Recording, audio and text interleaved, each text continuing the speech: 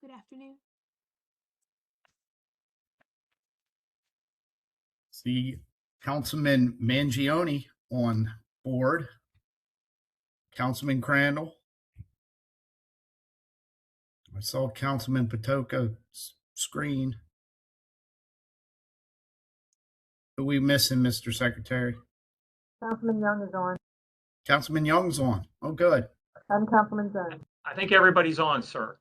Okay. I guess we will get started then. So this is work session for Legislative Day 14. And we're going to try to get through this agenda as quickly as we can because it's a hot red day in Baltimore County. First up, we have the reappointment of Mr. Eric Hadaway to the Baltimore County Soil Conservation District Board. I don't know if Mr. Hadaway's with us today or not. It's a reappointment, so he may not be here. He is, Mr. Chairman. Oh, good. Mr. Hadaway, if you're there and you want to say a few words, we're happy that you're willing to stay on the Soil Conservation District Board. It's an important role. Is he with us? Thank you. Thank there he you. Hi. Good afternoon, everybody. How are you, sir? I'm well today. Hopefully as you as well. I appreciate the opportunity to continue to serve as a supervisor on the Baltimore County Soil Conservation District. I was appointed in 2019 by County Executive Shevsky. Since that time, I've attended, I guess, just about maybe all but 3 meetings.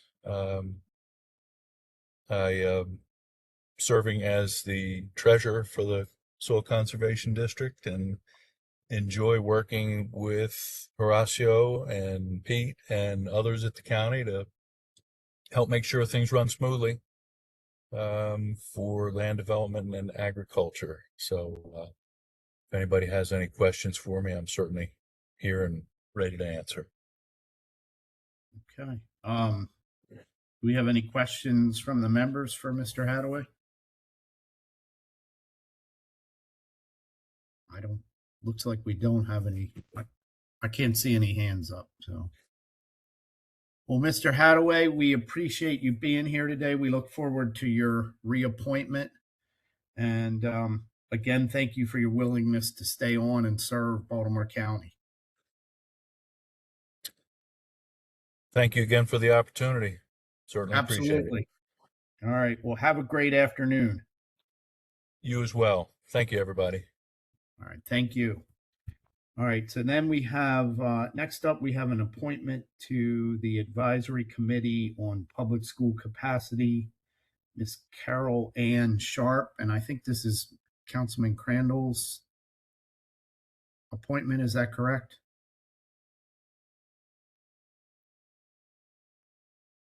I think this one might be an administration appointment, Mr. Oh, Chairman. is it? Okay. I believe so. I have an appointment of my own for the 7th District in the offing, but I don't believe Ms. Sharp is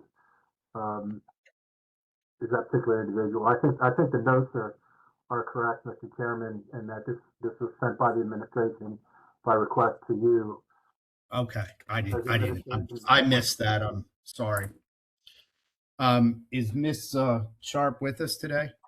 I am. Miss Sharp, how are you? I'm wonderful. How are you? Good. Sorry we were confused, or I was confused. No one Oh, else I've was. been in public education long enough. I accept confusion.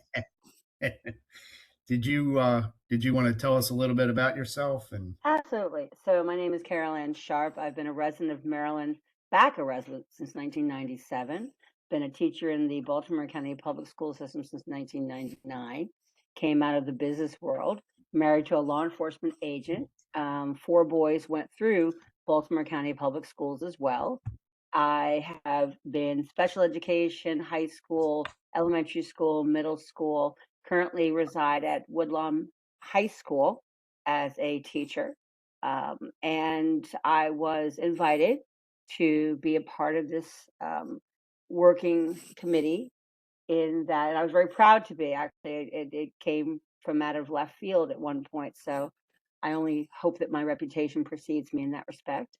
And I am very involved with nonprofits as well within the state of Maryland related to equestrians, trails. I'm on the governor's executive committee for trail maintenance and financial futures.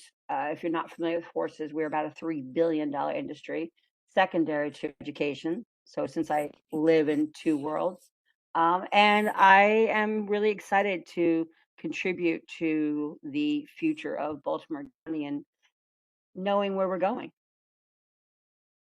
That's great. Glad to hear you're willing to step up. Do we have any questions for Ms. Sharp? None? Okay. Really Ms. Sharp? appreciate your service. That's Councilman Jones. Yes. No, I'm and by just the way- saying, and Ms. Sharp, we certainly appreciate your service and appreciate what you do at Woodlawn as well. Thank you. Thank you. I cannot be prouder to be part of that community. All right. Well, thank you so much for being here this afternoon. We look forward to your appointment, and have a great afternoon. Thank you very much. Take care, guys. All right. Thank you. Okay. Next, we have an appointment to the Baltimore County Ethics Commission, Miss Laura Collins. Miss or Collins? You're close. It's Callens. Collins. Okay. Well, thank you very much. And, Thank you, Miss Collins. Mr. Chairman, before Ms. Callens makes remarks, if I may, I'd just like to tee this up very briefly. As you may be aware, the current chair of the Ethics Commission, Mandy Heinel, is resigning to take on a state commission appointment. That leaves a vacancy in the chairship of the Ethics Commission. And one of the later appointments you're going to consider in a few minutes is the appointment of Mr. Hunter Peel, who is currently a member of the Ethics Commission, to be elevated to the chair. And because of the vacancy then that Mr. Peel would have in his membership, that is Ms. Kalen's appointment to essentially replace Mr. Peel, who will potentially replace Ms. Heinel. And that's it. Okay. Thank you. Mr. Secretary. Ms. Collins, did you want to just say a few words about yourself? And it sounds like you're on the Ethics Commission now, or not? I am not, no. Okay. But sure, I welcome the opportunity to introduce myself. My name's Lauren Callens, and I am a lifelong resident of Baltimore County, attended Baltimore County Public Schools, and my husband and I have chosen to make our home here. We've been here for many years, have raised our children here. I grew up in Councilmanic District 2, but now a proud resident of District 4. I've been an attorney for the last 30 plus years. My background is in government affairs and public policy. And I currently work for the National Conference of State Legislatures, where I work on federal health and human services issues on behalf of states. And then throughout my career, I've been guided by principles of integrity, transparency, and public trust. And it really would be a great honor to serve on the Baltimore County Ethics Commission and help uphold the ethical standards that foster confidence in county government. So I'm honored to have been nominated and would love the opportunity to contribute. Thank you so much. Do we have any questions from the members? Councilman Mr. Jones. Chair. No, I just Yes, wanted sir. to thank her for stepping up. That's it. Thank you for stepping up. It's an honor. From District 4 too, Councilman Jones. All right. I wasn't sure if it was a new district or the old district, but either way, we appreciate her service. Hopefully it's the old district. Well, thank you, Ms. Collins. we appreciate your willingness to serve, and we look forward to your appointment coming up soon.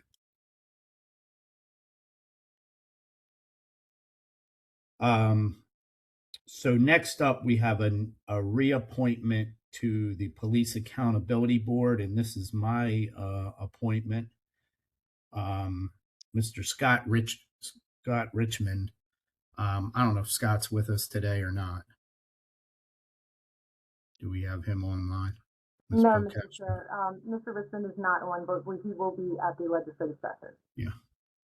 I feel like we've only appointed, I feel like this is like the third time I've appointed him in the police accountability. People come up quickly all the time. So I know a lot about Mr. Richmond, and so he doesn't necessarily need to be here. Reappointment. We have a reappointment to the Baltimore County Animal Hearing Board. Ms. Zoe Robinson Borowski. I don't know if Zoe is here with us today or not. Yeah, I am. It's Bodreski. Bodreski? Yeah, good Polish name. Oh, good. Sorry to butcher it. You're fine. I feel like it's a butchering day for me. I'm just. Hey, you know what? Nobody ever gets it right. The heat's getting to me. Right. So, Zoe, did you want to? This is a reappointment, so you've been on the board. Anything you want to tell us, or? This isn't a no, this would be my first time serving. Okay, yeah, we have you listed as a reappointment. So, okay, Oh, so I'm sorry. this is an appointment. No, it's not your fault. So that's how it's on the agenda. So, Okay. Yeah. So just a little bit about me. I am a Maryland resident for the past 35 years. I have been an owner of both human crematories, pet crematories, cemeteries for the past 25 years. And I have a lot of experience as far as with different boards that I work with through rescue, by volunteering as well as being on their boards. And it would be a pleasure to serve and use my knowledge and basis to really assist in such an important matter. Pets are pretty much my life, and I feel very fortunate to have them, and I would be very appreciative to be part of the decisions on the panel. great. And what part of the county are you from? I'm from Baltimore County. What part of the county are you? Oh, I'm live in? sorry. It's between Canton and Dundalk, the 21224. Oh, okay, great. So you're over on the east side. Yeah. Councilman Crandall's area. Yeah. Any questions for Zoe? None? All right. Well, we look forward to your appointment. And we appreciate you being here today to tell us a little bit about yourself, and have a great afternoon. You do the same and stay cool. Thank you very much for taking the time to talk to me. Absolutely. Thank you. Bye-bye. Okay. All right. I don't know if this one's a reappointment or an appointment. It says reappointment. So we have Miss Jacqueline Scotto. This is also to the Baltimore County Animal Hearing Board. Ms. Scotto, are you here today? Ms. Belcastro? Yes. Hi, sir. Hi. It's a reappointment. I've been on the board for 6 years. Oh, good. Yeah. I'm now actually the chairperson of the board. I've been working with animals since I was 18 years old. Wow. And how long have you been on the board? About 6 years. Oh, good. Well, we appreciate you chairing and being willing to stay on. You know, it's an important board that we just went through this animal services bill, and you know, a lot of Yeah. people, a lot of good feedback, a lot of concern about animals in the county, and you guys are doing some great work there. Yeah, this bill should help with some of the issues and some of the decisions. So it's definitely a positive. Yeah, we were happy to pass it, and we're hoping that it's meaningful legislation. So, does anyone have questions for Ms. Scotto? None? Okay. Well, Ms. Scotto, we appreciate you being here this afternoon and look forward to your reappointment. And thank you for everything you do for Baltimore County. Okay, thank you very much. All right. Well, have a great afternoon. Thanks, you too. All right. And then our final is, Mr. Secretary talked about this, is the appointment to chair of the Baltimore County Ethics Commission, Mr. Hunter Peel. And I believe Mr. Peel is with us as well today. Yes, hi. Thanks for having me all. I'm here. How are you, Mr. Peel? I'm great. Thank you, Councilman. Good. Did you want to tell us a little bit about yourself or reacquaint us with you? Sure. I'm a Baltimore County resident. I've been practicing law in Baltimore County basically my whole career, which has been 20 plus years. I opened my own law firm in Towson 16 years ago, and we're still here practicing mostly in the real estate area. And it's, I appreciate the confidence you've placed in me. It has been a privilege to serve alongside each of the fellow committee members of the Ethics Commission the past 2 years, and I'm honored to have the opportunity to serve as chair. I look forward to working collaboratively with the commission to hold the highest standards of the ethics, integrity, public trust in the county in the year ahead. Okay. Well, thank you, Mr. Peel. Do we have any questions for Mr. Peel? Anyone? Okay. All right. Well, Mr. Peel, again, we appreciate you being here. We appreciate you stepping up to be the chair, and we look forward to your appointment to chair at our next legislative meeting. My pleasure. Thank you, Councilman. All right. Well, thank you. Have a great afternoon. You too. All right. Okay, so we're going to move on to, we have a budget appropriation transfer BAT for the police department for $4,067,222. That's an exact number. No sense. And Colonel Matthew Gorman from the police department's here to talk about the BAT. Yes, sir. Good afternoon, Mr. Chairman, members of the council. Good afternoon.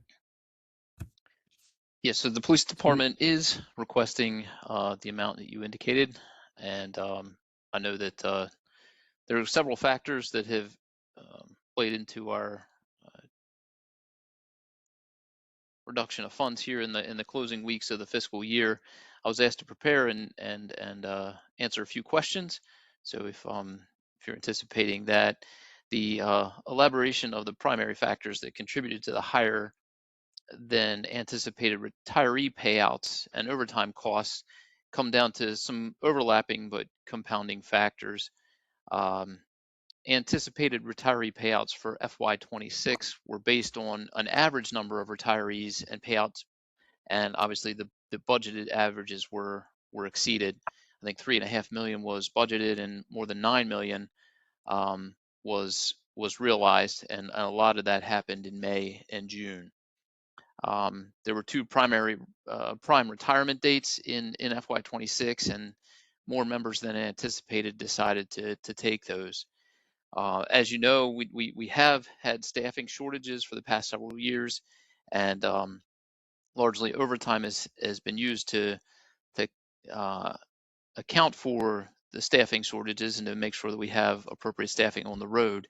But what that's also done is has increased the maximum compensable leave banks of many of the employees who who were employed still with us. And so as those members retired, many at supervisory ranks or at the end of the top end of their pay scales, those overtime expenses and leave balances were on the larger side. So that was one factor. And of course, once those folks leave, then managing their exit and filling the positions behind them too also was an overtime expenditure. So as I believe many of the council members know, the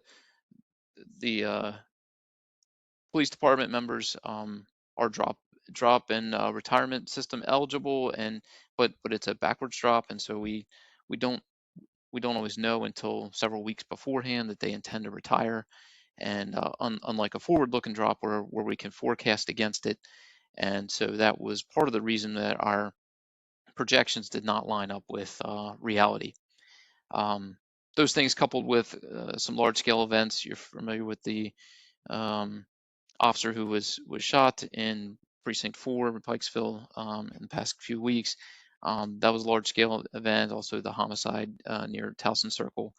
Obviously, events that we were not anticipating or planning for, but those large personnel draws were expenses too. So that's kind of, I guess, my opening aspect. And moving forward through the questions that were provided to me during the FY27 budget, the department did project 187 separations.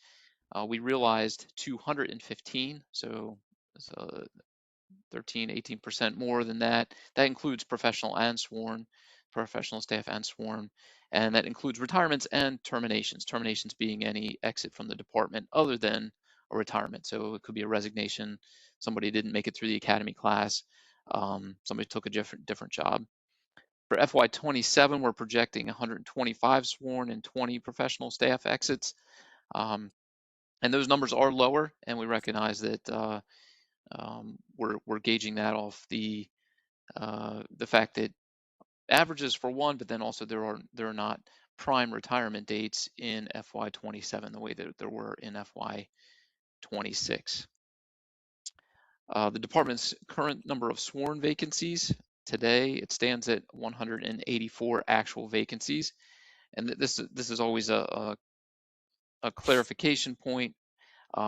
Those vacancies are actual pins that are not filled. When someone is hired and they begin their career through the police academy, they're not counted as a vacancy, but they're obviously not fully trained either. And that training process takes about 11 months from the time the academy starts through the academy and through field training until that person is out on their own, about 11 months. And currently, there are about 200 members in that status, in that stage. There are 55 that are due to graduate in mid-July, so that number shall come down. Another academy class is due for September, and then another one in December, both anticipated at a large size of 60 or so each. And I think we've had presentations to the council before that there's a lot of work going in to fill in the classes, and we're ahead of where we anticipated to be, which is good, but yet there's a financial impact to that as well. And so in these operational times where we've hired people and we're training them, but yet they're not fully operational, we realize their expenses of hiring those folks, but then also maintaining the coverage until they're fully ready as well.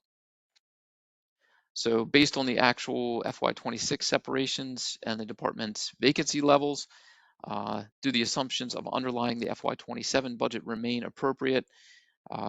Reviewing these today and talking with our budget folks, the answer is yes. The budgeted payout is anticipated at $6.4 million, less than FY26, but in line with the expected exits. Our budget folks indicated that they have adjusted up and the average payout amount, which obviously is what our numbers are based on averages. And as I indicated, there are no prime retirement dates in FY27. So while we acknowledge that there will be exits, we don't have an anticipation of the large numbers we saw in the fall of 25 and May, June of 26. And so then the last question that was posed to me was, does the department anticipate that staffing levels will continue to place upward pressure on the overtime expenditures in FY27? And the answer to that is yes. During the training cycles, as I was indicating, the difference between fully staffed members and fully operational department, as that bucket continues to fill of personnel, but yet the time it takes to get them fully operational, we have this this dual purpose where we're filling, but yet still backfilling their open positions on the road until they're fully cycled. But we anticipate in the next 12 to 16 months being in a position where we are back to a normal attrition. Normal being, you know, the numbers that we would have seen pre-COVID and in the years prior. And we also recognize that in the next 5 years, the positions are likely to slow down in retirement just based on contract negotiations that happened in the early 2000s. So with that, those were the remarks I had prepared. If there's something I can do to answer questions, I'd be happy to do so. Okay. Any questions for Colonel Gorman? Mr. Chairman? Yes, Councilman Marks. Yes, thank you. Colonel Gorman, good to see you. I'm assuming that some of this was also the increased police presence at White Marsh as well. Is that correct? Yes. So Councilman, Okay. the events with the juvenile issues at both Yes. Towson and White Marsh, and you know, staffing up and being vigilant on monitoring the social media and responding to those, making sure we have staffing on weekends, and when we see events where we can't head it off and the property owners themselves can't step out and declare that they're not wanted, we ensure that we're having staffing that can address those things. Well, I want to thank the White Marsh precinct because we have seen that increased presence, and since February, I think we've largely avoided a lot of the issues that we've seen before. That is money very well spent, and I want to thank your department for the actions it has provided. Thank you, sir. I'll make sure I pass that along. Okay. Any other questions for Colonel Gorman? No? Okay. Well, thank you, Colonel Gorman. We appreciate you being here and answering those questions and dealing with the auditor questions. Was helpful information. Yes, sir. Thank you. All right. Well, have a great afternoon. Stay cool out there. Yes, sir. Thank you. All right. Thanks again. I'm going to just jump around slightly here. I was going to go to, we have a contract for the police department. It's going to be presented by Major Wes Fisher for genetic testing services for DNA. Is Major Fisher here? Mr. Chairman, can I jump in really quickly? Yeah. Well, who? I'm sorry. Who? Crandall. Oh, I'm sorry, I just Todd. want to jump in real quickly since Yeah. we're, Go ahead. we don't have the fire department presenting anything today. And we're hearing from the police department on a couple different things. I was notified just before the meeting by Chief Dixon that we had a fairly serious incident on Pulaski Highway. Where, At Chesapeake. yeah, so, I don't think any fatalities or anything like that, but we've heard a couple people mention already today's meeting, and it's really hot out. And I was out and about today, and I'm in a polo shirt and sweating. And our men and women in fire are out in turnout gear. And I think Councilman Jones can tell you how dangerous that can be when you're in 90-degree heat in turnout gear and fighting a fire. But I understand the fire's under control, and I just want to thank Chief Dixon for his notification. And just know that, you know, we're all praying for our first responders, no matter what the day or incident is, because it can be really tough out there with not only what they're dealing with, but also the conditions in which they have to face while they're doing it. I just wanted to put that out there. No, I thank you, Councilman Crandall, for bringing that up. I saw that as well, and you know, again, it's you don't think about when you're wearing all that stuff how you know, not only the heat from the fire, but the heat from, you know, it being so hot outside. It's rough. So all right, so we'll move on to Major Wes Fisher. He's going to present on a contract for Othram Inc. for genetic testing services for DNA. Good afternoon, Mr. Chairman and members of the council. That is correct. Othram Incorporated DNA Testing Lab. Our forensic services section is looking to enter into a one-year contract with 4 annual renewal options. Othram is an industry leader in forensic investigative genetic genealogy, and that's state-of-the-art DNA analysis technology used to identify suspects, victims, and unidentified remains with degraded or de minimis biological samples. These tests can be expedited if necessary by Othram, and they're often used to compare familiar relationships with DNA samples. Last year, the department spent $13,000 on forensic investigative genetic genealogy testing.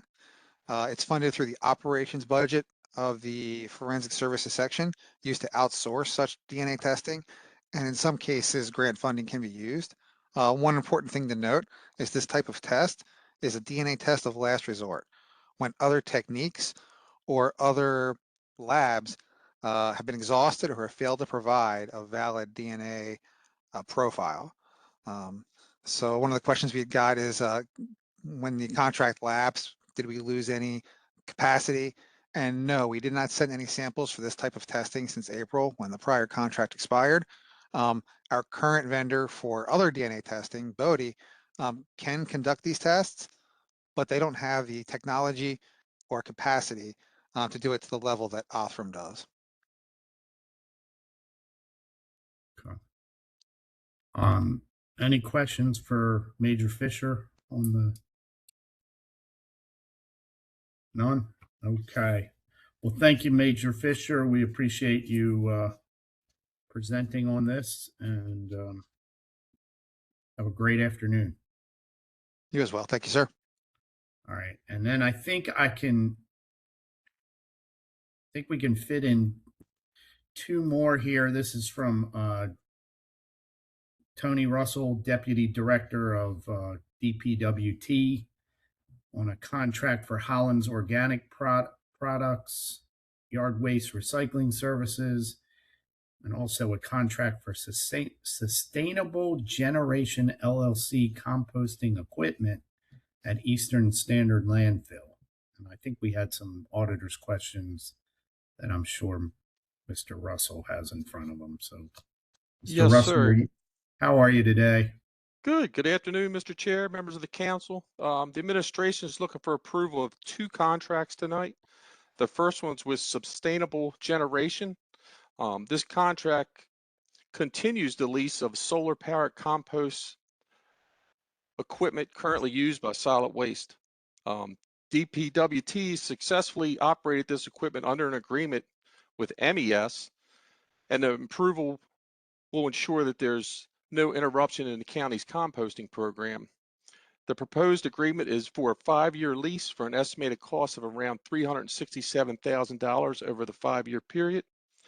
The system currently produces around 600 tons of compost annually. It's important to say, though, that we do have capacity now for up to 1,900 tons a year, which is an increase of 1,300 tons annually. Why that's important is the county currently charges $65 per ton for disposable organic material. That's commercial.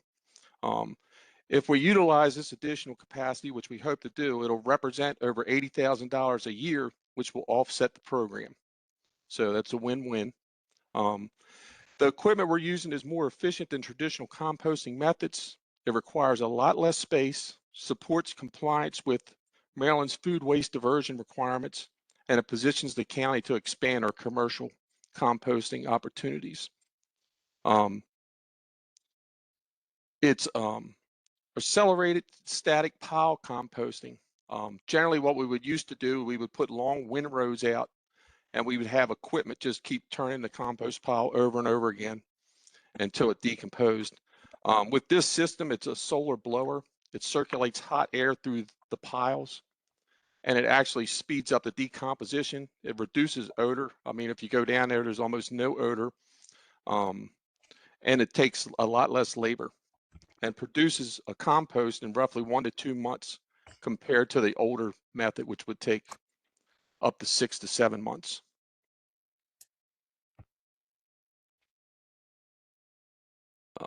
I guess I'll move on to Holix Organic. We're looking for approval for a contract with Holix Organic to provide waste processing service at our county central acceptance facility in Cockeysville.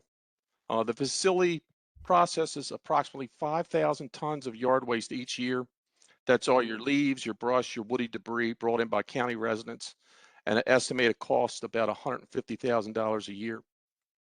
Hollins actually grinds the mulch and material right on site. Luckily, they're our neighbors. The processing rate did jump from $20 a ton to $25 a ton for a $5 a ton increase, which amounts to about $25,000 annually based on our current values. And Hollins was the only responsive bidder to our request. And I did have a few audit questions. Number one, has the department evaluated the county's overall waste processing strategy to determine whether the current combination of contracted processing, transportation, planning, permitting, infrastructure, and county operated composting represents the best long-term value? The answer to that is yes.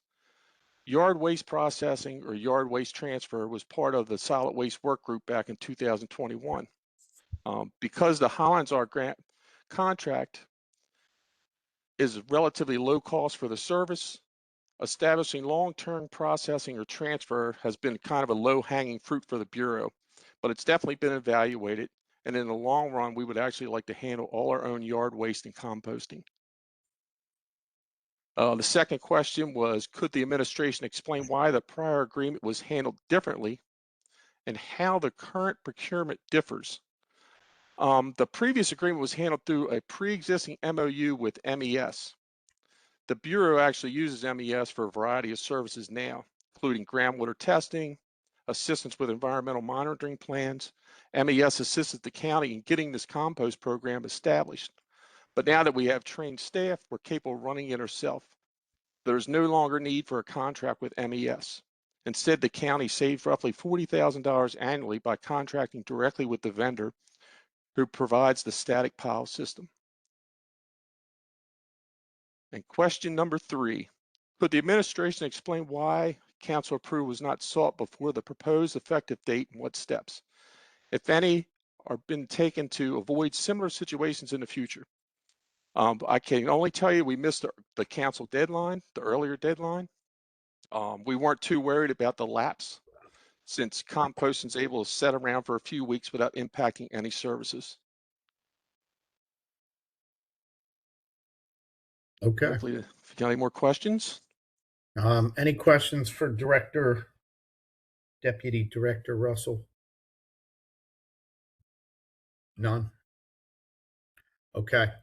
Thank you, Mr. Russell. We appreciate you being here, and that's some exciting composting news for us. Get your pickup truck and come down to Eastern Landfill. It looks good. Good stuff, almost like peat moss. Nice. And it's free. Can the public get it for free? Yes, sir. Oh, nice. Well, that's a benefit. Councilman Marks might need that on the farm. All right. Well, thank you, sir. Have a great afternoon. Thank you.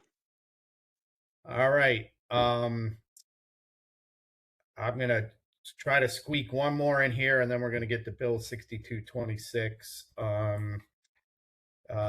This is from Chief of Real Estate Compliance, John Herbst, on contract of sale on two different properties. One is acquisition of a drainage utility easement at 4534 Silver Spring Road in Perry Hall. And the other is acquisition, same thing, acquisition of a drainage utility easement at 1465 Moores Lane in Middle River. So I know Councilman Marks will be interested in both of these. Yes. Mr. Herbst. Good afternoon, Mr. Chair, members of the County Council. It's nice to see you all. As the chair said, we have two contracts that the administration is requesting approval of. They are both part of the Gunpowder to White Marsh Sewer System Improvement Project, which is a large project in Councilman Marks' district. There are a number of acquisitions that we've had already. I believe this is number 7 or 8 and 9 that the County Council will be approving, with approximately 20 more. The two are actually, there's 3 different sections, and these are 2 different contracts, but the first one is fiscal matter 4, and that is the address is 4534 Silver Spring Road, and the property owner's name is Tinta Muhammad. We're requesting approval of this contract, which is a purchase price of $120,980. And this is for a drainage and utility easement of 0.596 acres and a temporary construction easement of 0.235 acres. There are a number of trees that are going to have to be taken down as a result of these acquisitions. So there was a question from the auditor about why the dollar amount increased. And originally there was an appraisal from about 3 years ago, June of 2023, that had the value at roughly $74,000 and change. We've been in negotiation with this property owner for several years. He raised some issues that were valid. We took another look at it. We had our internal appraisal team go out to the property. I personally went out there. Representatives from Department of Public Works went there. We've met with the owner several times. We feel like we've addressed his concerns with the trees that are going to be removed. He's being compensated for those. Sometimes when the original appraiser goes out, there are issues that don't necessarily get taken into account, and an astute property owner will raise issues, and it's a little bit of a back and forth, and that's what happened here over literally a couple of years. It at times was contentious, but we got to a good place with Mr. Muhammad, and I told Mr. Muhammad, my words after we signed the contract were a good deal. Both sides walk away feeling like they've not gotten everything that they've wanted, but have given a little bit. And I think we feel, and Mr. Muhammad also feels, that this is a fair deal for both sides. You know, I don't want to get too much into the negotiations and our strategy, but suffice to say, we did our due diligence. There was a lot of back and forth, and we feel like the number that we've arrived at is justifiable based on the second appraisal that was done more recently in late 2025. Happy to take any questions on this one. Yeah, Mr. Chairman. Yes, go ahead, Mr. Councilman Marks. Thank you. Thank you very much, John. I know this project has been many years in the making. This is the project that will run from the northern Seven Courts area down to White Marsh, correct? Yes, it's mostly parallel with White Marsh Run. It runs Right. behind the mall. There's numerous commercial properties impacted. This is actually one of the few residential properties that this is sort of in the northern part of the project, Right. north of the mall. So Right. yes, it's quite a large project, and it's been ongoing for quite some time. I mean, the only thing I would say, I've said this before, that I appreciate these in-person discussions, and they're critical to reaching an agreement with the property owners. I have publicized this project several times over the past few years, but I do think once we get closer, Public Works is going to need to have a community meeting to discuss and answer any questions from the larger public. That's all I have. Thank you. Okay, thank you, Councilman Marks. Any other questions? Yes, Mr. Chair. Oh, Councilman Jones. Oh, yeah, Councilman Patoka. Oh, who was it? Councilman Patoka or Councilman Jones? I defer to Councilman Patoka. No, I I'll didn't go last. I didn't say anything. I was simply Oh, observing. John, what was Mr. Muhammad's last name? That's his last name. He goes by Sam, but his full name is Tinta Muhammad. Yes, I saw him doing the in White Marsh, and I asked him, how can it be, as big as Baltimore County is, how can it be that we end up purchasing property that he owns twice? He owned property. He owned the Sam's convenience store on Windsor Mill Road when we were widening the road. And now he appears to own property over here on Silver Spring that we need. And I said, how, you have a crystal ball. How can it be that you know where we're going to be? He just laughed. It's a small town, I guess is all I can say. Yep. All right. Any other questions? I should have added that Deputy Director Eichholz is available if there's any questions on the technical side of things, but it seemed like the auditor's questions at least were geared toward the negotiation piece of it, which is what real estate compliance handles. Sure. Okay. And did you want to cover the 1465 Moores Lane one as well? Yes, sir. So the second contract that the administration is seeking approval for is 1465 Moores Lane in Middle River, also in the 5th Council District.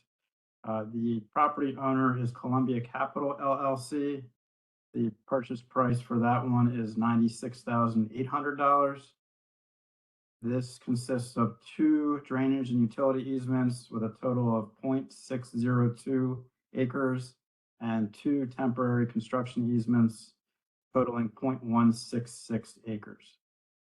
And I would, again, be happy to take any questions on this acquisition. Mr. Chairman. Yeah, go ahead, Councilman Marks. When I saw the words Moore's Lane, you know what came to mind, John? Yes, any sir. relation at all to this? It's close. It's if you look at the map, the where the bridge would need to go is a little bit to the east of this. Yes. That is actually not yet really in real estate compliance. And my understanding is there's a lot of engineering that is still going on, and that there was a change in the law, the state law that required the bridge actually to be wider. And I'm not sure if this was from the Key Bridge or some other bridge issues that have occurred, but nonetheless, the law changed, and now it looks like we may have to acquire more property than we had originally anticipated. Okay, and we are continuing to make progress with the Moore's Lane Bridge connection, right? That's my understanding, Councilman. And again, on this, if there's any technical questions, I think Deputy Director Eichholz would probably be in a better position to answer those. I understand. Okay. Thank you very much. Okay. Well, thank Mr. Chair? you. Yeah, yes. Councilman Patoka. Mr. Herbst, just for the sake of clarity, does Mr. Mohammed own this property as well? He does not. So Okay, thank you. He's not part of Columbia Capital? Not to my knowledge. Because Councilman Jones, that would start to get suspicious at that point, right? We would definitely have to launch an investigation. Yes, absolutely.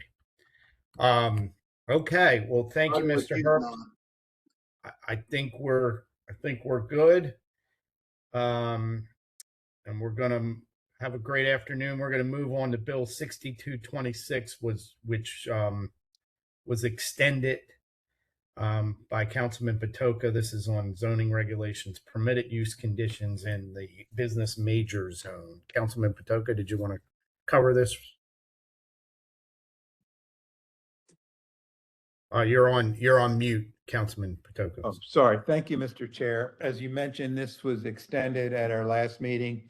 And what Bill 6226 would do, it would prohibit the use of warehouses and compartmentalized warehouses on Maryland scenic byways.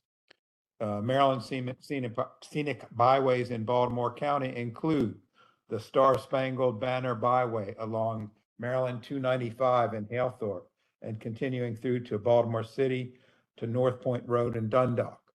A second one is the Historic National Road along Frederick Road in Catonsville.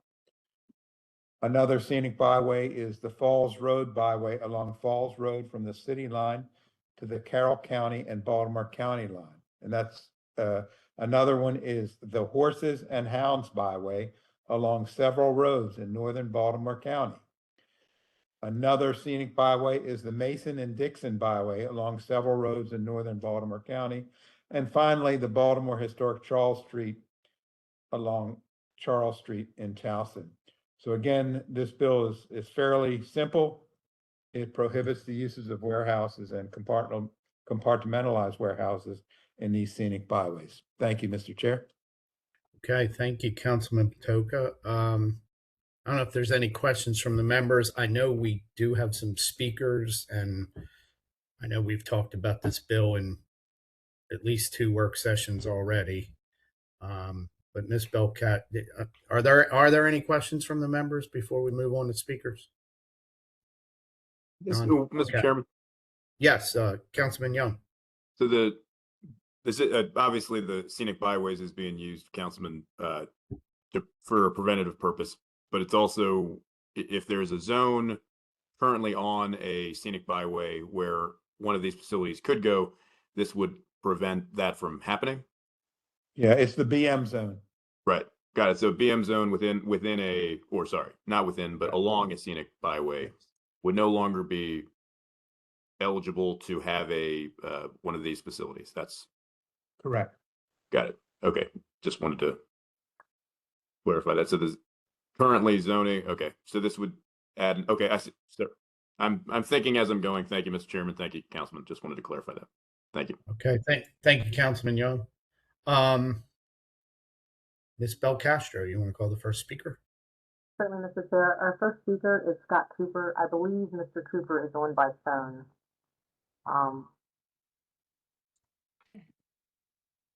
Mr. Cooper? Yes. You may begin your testimony when you're ready. Good evening, Mr. Cooper. The floor is yours. Good evening, Mr. Chairman, members of the council. My name is Scott Cooper, and my company is the contract purchaser of a property at the corner of Falls Road and Shoemaker Road in the Lake Roland area of Baltimore County.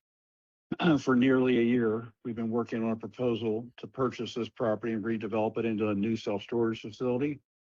The property currently has a vacant animal hospital building is collapsing into a sinkhole with an overgrown parking lot that has not been cared for in the last year or so. It is surrounded by commercial land and industrial uses. Before even filing for any zoning relief, we reached out to community leaders and discussed the design of the building. At their request, we had an architect design our proposed building look like the Earth, Wood and Fire restaurant located just south of the site. It has more of a rural village feel than most storage facilities. We proceeded to a zoning hearing before the administrative law judge, where we're seeking 4 variances to construct a new storage building. The case is now on appeal before the Board of Appeals, and rather than going to the Board of Appeals with the same plan, we moved the building further from Falls Road and Shoemaker Road and eliminated 2 variances in the process. We shared the new plan and design with the neighbors and the Office of People's Counsel. We're set to present our case to the board, and this bill was introduced, which would prevent a storage use on this property. We are asking the council not to go forward with this legislation or to amend it to permit this project to continue through the process, even if the rules of where storage facilities can be located are strengthened going forward.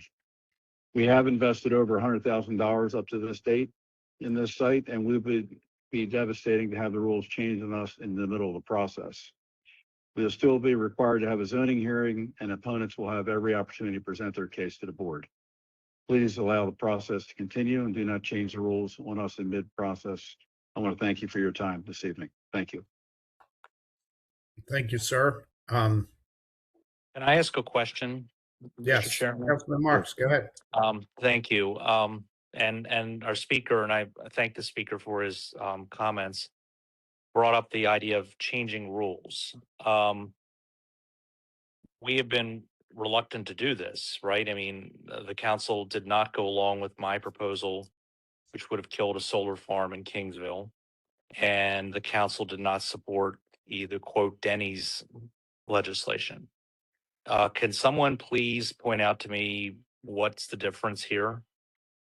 Because my understanding is this project went to the administrative law judge, but it was denied, correct? Is that correct? That's correct currently, yes. So we'd be changing the rules at the appeals process, right? Mr. Chair? Yeah. Councilman Marks, I'm trying to, now, are you saying that it was denied and then he appealed it? What is it, the guy named Mr. Cooper? I don't know. Can he explain my that? my understanding was that this was initially denied at the ALJ and then it's being appealed. But I guess I'm just asking. It's now at the Board of Appeals. I guess I'm just asking a rhetorical question. At what point does the council change the rules? Because I have at least situations where we didn't change the rules, but we made it prospective rather than retrospective. Mr. Councilman Mr. Sure. Chair. Yeah, So go ahead, Councilman Councilman. Marks, we have two attorneys that are going to speak, I think, on either side of this that may offer some clarity. And I would say to your point, I can tell you for the Denny's, it was not, the vote I made was not about where it was in the process. It was based on other factors. You know, it wasn't, I understand what you're saying, but my vote, the vote I cast was not related to where it was in the process. That was not a decision maker for me. No, and you approached it very thoughtfully, Councilman. I have always appreciated that. And I'm up in the air on this, but I'm trying to figure out this issue of when does the council get involved? Councilman Patoka, go ahead. I'm sorry, Councilman Jones, go ahead. Sorry. No, I guess my only question, you know, I look forward to listening to the attorneys who can tell us exactly where it is. And I appreciate your assessment and question, Councilman Marks. I'm just curious, you know, at the end of the day, you know, does this bring value to the community or not? I mean, it appears as though this zone is Zone BM, and I'm told that it is a dilapidated animal hospital that's been sitting empty for a year and is overgrown. And as described, I don't know, that it was sinking into the ground. So I guess the question is this better than what's there now? I would say yes, because if it's a storage facility, it'll be there forever as a storage facility. And we are, I don't know if any of you have noticed, we got a lot of storage facilities in this county. Many of them are along our commercial corridors. Now they're going to be at scenic byways. We are going to be the county that you can always find a storage space. We don't want our communities to become someone else's closet. And that's what happens with storage facilities, in my opinion. Well, I think we've all been on the council for quite some time. And I often hear people tell me what's needed and not needed. And we don't need another one of those, and we don't need another one of those. Yet people show up and spend money at these locations. And that's why they keep building them, because people obviously want them and need them and support them. Another train of thought could be is that There's no salaries to be paid. The overhead is extremely low. And so why not? Mr. Chairman. Yes, Councilman Young. So now I'm just trying to follow the line of the discussion here. I thought we were doing this to preserve scenic byways, and I'm aware of and from this piece of legislation, looking into the own scenic byways in my own district, and to the point of we see a lot of storage facilities popping up around the county. I know I've had conversations with property owners along Route 40 about the distance between, and it should be larger, but there's no law related to it. But if we're talking about regulation of storage facilities and not preserving scenic byways, the pictures I've received from this location and the description that I've seen, and this is already a BM zone, that this is specifically zoned to potentially allow for this, but that we're preventing a storage facility because it's along a scenic byway, which is a new concept. Regulating the construction of certain types of facilities isn't new to this body.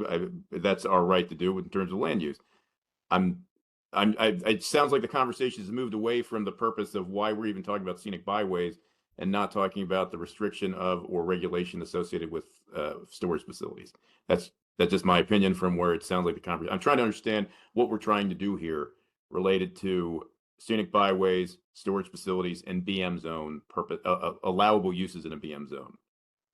And that's sort of a question, but also a statement. So isn't that so? I would say, Councilman Young, we're doing exactly what you said.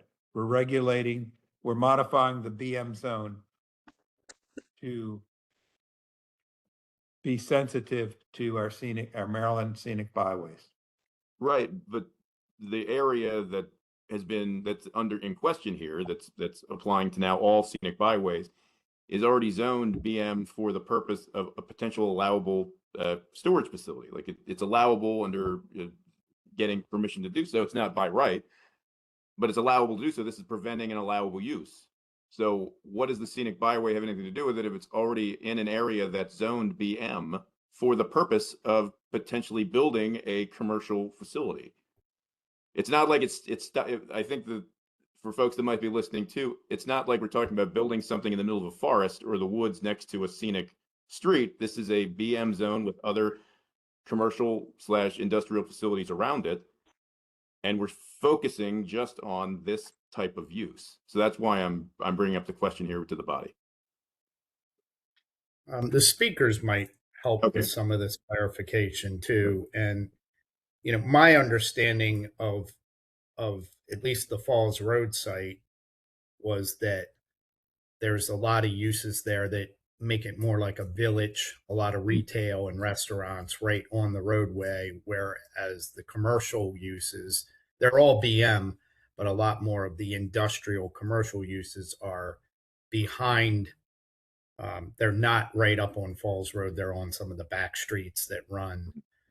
So it's a nice balance, and having a storage facility.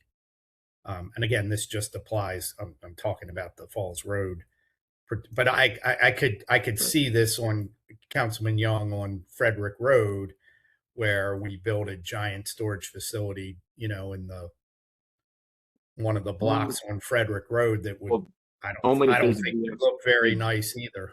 Right. No, I agree with that. That's why we had to look into what zones this applied to in the other scenic byways.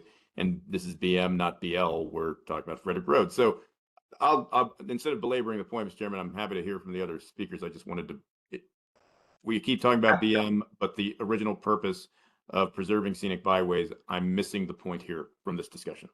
Yes. Okay. All right. Well, I guess we'll go back to the speaker. Yeah. Yes. Councilman. Before we go back to the speakers, I just wanted to see if I could sort of articulate and clarify like the conundrum that we're in with this piece of legislation.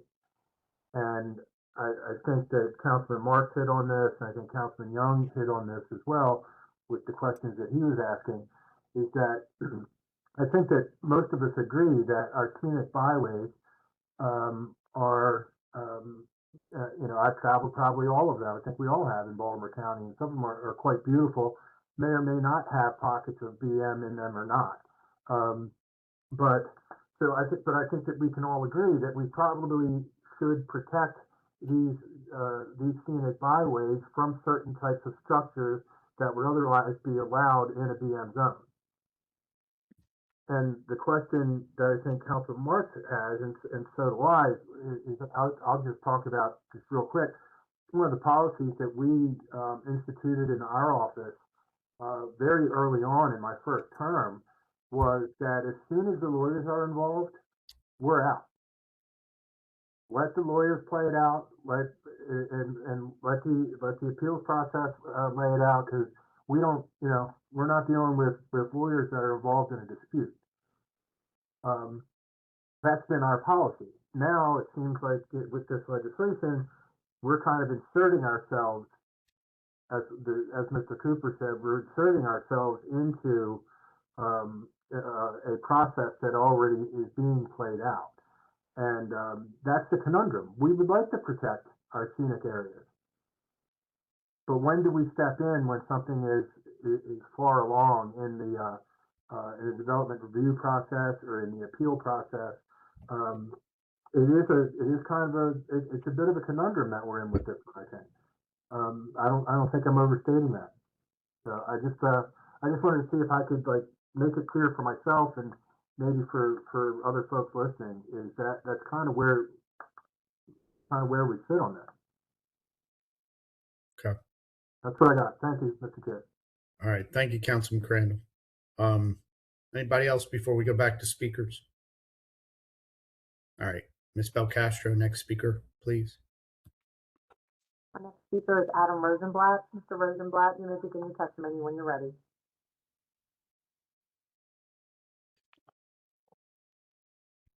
Thank you, Ms. Belcastro. There I am.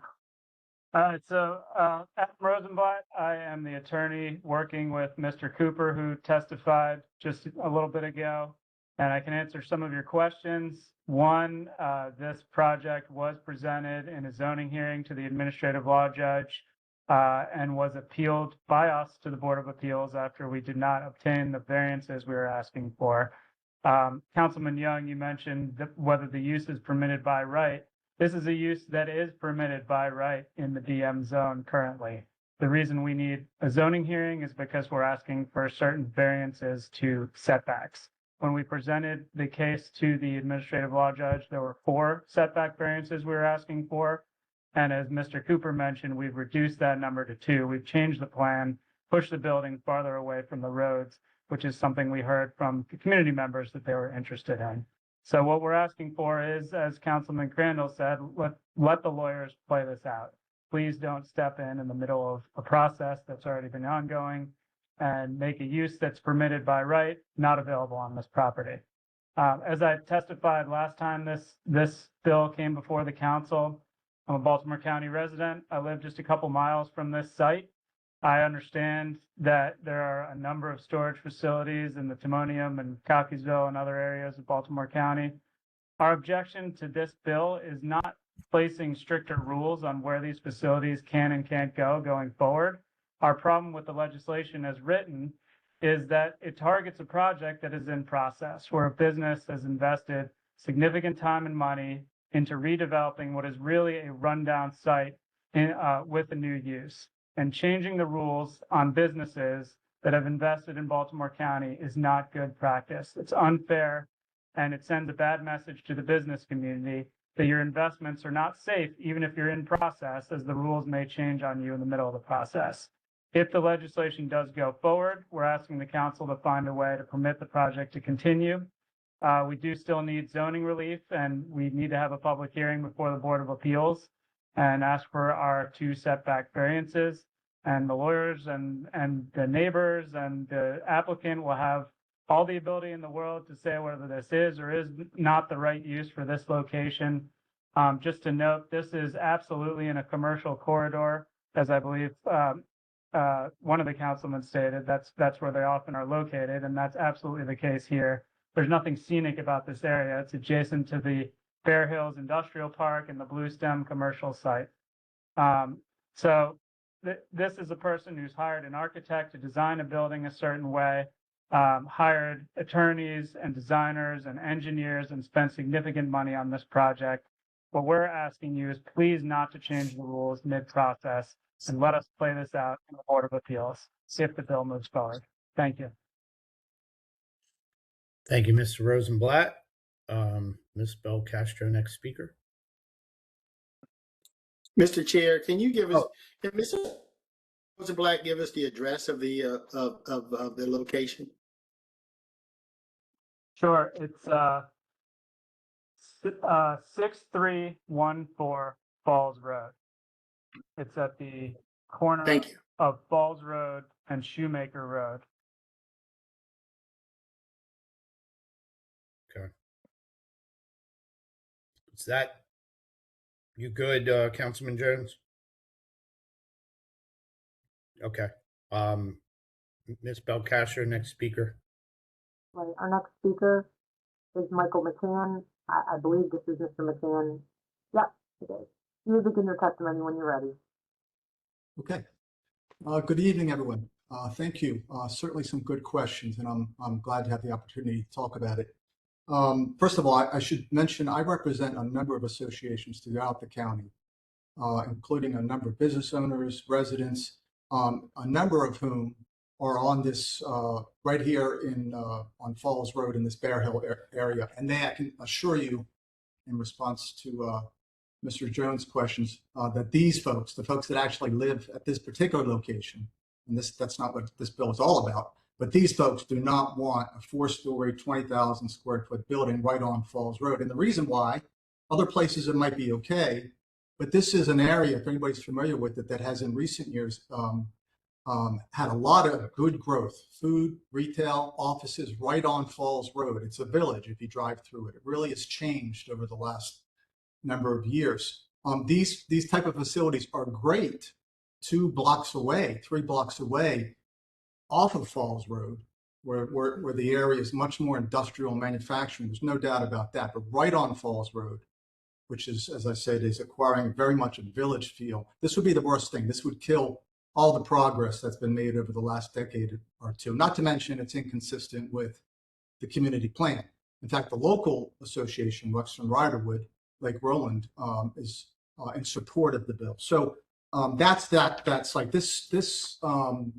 Well, certainly, I certainly understand the concern about leaving a building vacant. Also, Mr. Jones's question, and that's important. We need to improve vacant buildings that are dilapidated. But I do agree with Mr. Patoka, on the other hand, that we should try to think a little more long-term than that and look at whether this is the right use for that location. Even though it needs improvement, do we really want a 4-story building right on Falls Road? So we believe that there are other things, lots of other things, including more restaurants and retail that could go right on Falls Road. So in terms of Mr. Marks's question about changing the rules, we see it a little differently. This is a case that, as we sit here today, has no approval whatsoever, none. The ALJ denied the variances, I would suggest, convincingly. The developer has to go through the development process too. They filed a DRC request, and that was tabled. But the zoning request, there was an appeal filed, but that was postponed indefinitely too. So both of those, both the zoning and the development of this property, are tabled for now. We have no idea when the hearings are coming up. We haven't heard from the developer about that. But as we sit here today, the bill in application would be very even-handed. It would apply to all properties in the BM zone, and in particular, to Mr. Young's point, only along the road, not a block or 2 off where they might otherwise be fine. So just on the road itself. So we think it's an even-handed bill. In fact, I would suggest, given the state of the zoning and development cases, we would be giving this particular out-of-state developer, by the way, from Connecticut, a leg up in the process by allowing it to continue. When, as we sit here today, it has no approval. So we do think it's a good bill. It's straightforward. It makes sense. To Mr. Young's point about why are we looking at this in the BM zone where it would otherwise be allowed, the reason why, Mr. Young, is because they aren't allowed in all the other zones, in DR and RC. BM is where they're allowed right now. They're also allowed in ML, the manufacturing industrial zones. Those zones, manufacturing industrial, is where that we believe they should go. But there are these pockets, very few pockets actually, of BM zoning along the scenic byways that we believe should be affected by the bill. But they're otherwise prohibited. That's why we limited the bill, or asked Mr. Patoka to limit the bill to BM zoning only, because that's a problematic zone somewhere in between the manufacturing and the DR and RC zone. So it's very limited. I think I've sent to each of the councilmen the properties, the limited number of properties that are actually affected by this bill. So it's very prospective in nature. It's protecting the scenic byways going forward. And as I said, we think it's a very fair bill. Right. I think I've addressed all of council's questions. Okay, Mr. McCann, we appreciate it. Any questions for Mr. McCann? Mr. Chairman. Yes, go ahead, Councilman Young. So from the previous speaker, and from our discussion earlier, this type of project is allowed by right, but they have requested specific variances, which is why there have been appeals and they've been denied? Or what's the... Yes. Because right. Go ahead. The administrative law judge denied the variances, as I said, I believe convincingly. And we're waiting around for an undetermined appeal to be heard. We don't know. It's on hold. And the variants are needed because of the size of the property. Look, they have the ability to build it by right, but also has to fit into what's required. And their plan has been denied. It's a squeeze for this building, this 19,000 square foot building. Gotcha. Understood. And that's where it's in the process, in the denial and the appeals. I suppose it's in the process. You could say that, yes. Gotcha. Okay. Just wanted to clarify it. Thank you, sir. Thank you, Mr. Chairman. Thank you, Mr. McCann, has there been any back and forth about building a smaller building that's less intrusive? Yeah, well, that's a great question. I think, folks, if I had to poll all of my clients, I think the vast majority of them are opposed to the use, even if it's 10 or 15,000 square foot, and on the scenic byway. I don't think, frankly, these uses add that much to the local economy. They only provide a couple of jobs, and I think I think a lot of people would agree they're a bit of an eyesore. They really should go, in the case of the Falls Road project, a block or two away. In fact, there's a big one, several hundred yards away, right off of Falls Road. So that's where they belong. That's the concern, the use. Yep. Okay. Thank you, sir. Any other questions? I think we have at least one more. Is that speaker, Ms. Belkat? No? Not on this item, sir. Okay. Well, thank you, Mr. Thank you, McCann. everyone. We appreciate you being here, and all the other speakers as well. So we will move on to next bill we have is Bill 6426. This is about general provisions, gender specific terms. And I know we've been over this, but I think we have Brad Croner here to potentially just explain what we're doing again. Good afternoon, Chairman Ertel and members of the council. Thank you for the opportunity to briefly present Bill 6426. This bill came out of the county's decennial code review process, where we review and revise technical issues in the county code. 6426 requests that the publisher of the county code work with the Office of Law to revise gender-specific language to be gender neutral. To be clear, this is specifically focused on the text within the county code and doesn't really have any other implications for how we refer to different positions in government. This is not a new practice. Maryland manuals for legislative drafting and statutory style call for gender neutral language. I think this is a long-standing practice in county government with the council and the county code, and is also consistent with recommendations of the 2017 Charter Review Commission. That's basically it. Thank you, and please let me know if you have any questions. Any questions from the members on this? No. Okay. We will move on. Now, Mr. Chair, we have one speaker on this item. Oh, we have a speaker. I'm sorry, Ms. Belcastro. The speaker is Karen. And please call him out, because I Not a have problem. two screens going, but I don't have my speaker screen up, so Not a problem. without doing all kinds of stuff to get to it. So No problem. Our speaker is Terry Santiago. You may begin your testimony when you're ready. Hi, can everybody hear me? Yes. How are you, Hi, Miss Santiago? I am well. How are you doing tonight? Good. The floor is yours. Thank you, Chair Ertel and the council. I will keep this very brief. This bill is about modernizing language to reflect a more inclusive environment. For any member who may still be on the fence, I ask you to imagine that every instance of councilman is currently written as councilwoman. And if this were the case, how would you vote?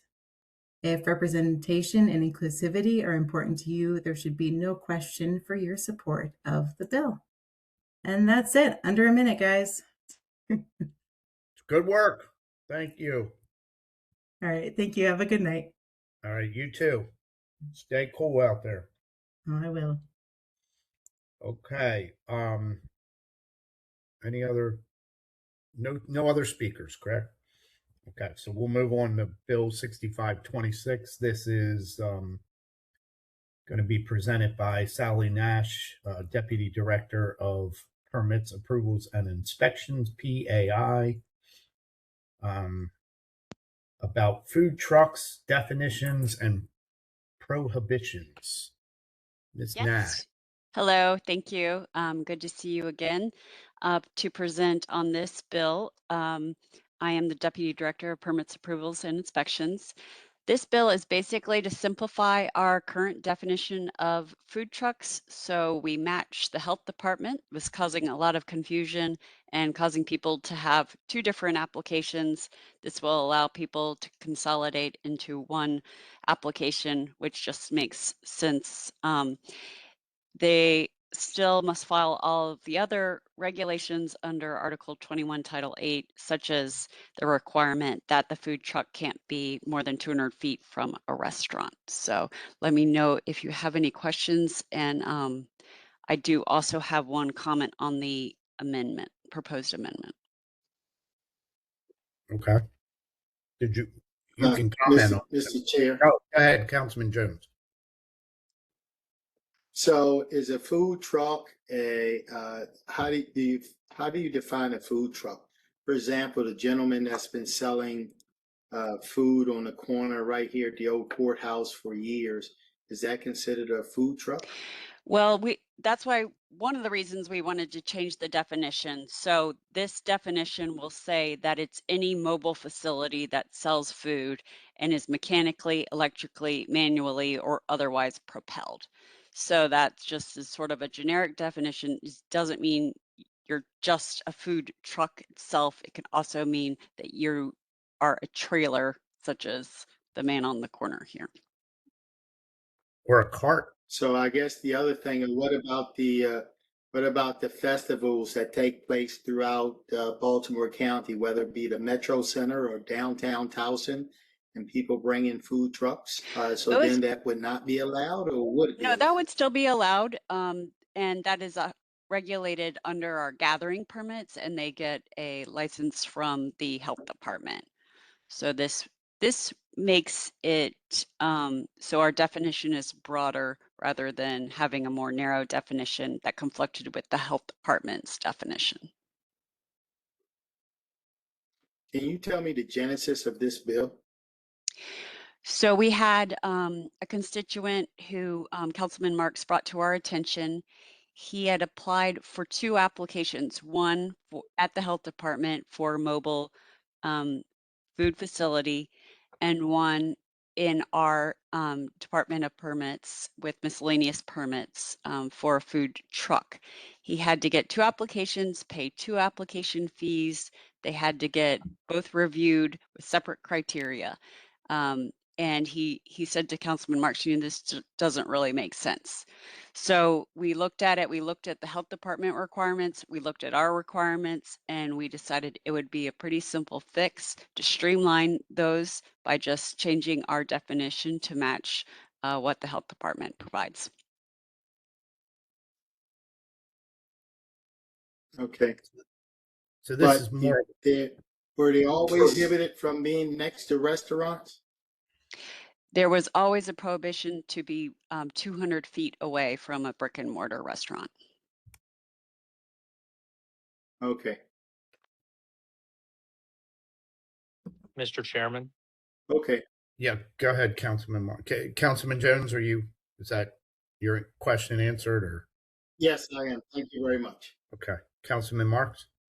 Yeah, just so since my name was mentioned here, I think that is a good change, right? I mean, I think we're always talking about the permits process, and it makes sense to consolidate the permits into one agency versus two. So I just want to thank Ms. Natch for working on this. I do have a proposed amendment in full disclosure that I'll be circulating that addresses the issue of smokers. Sometimes these smokers are left in places, and so you'll see that amendment over the next day or two. Okay, I apologize. I thought that had already been introduced. We have seen that amendment, and we would like to slightly wordsmith it, but in generally have no objections.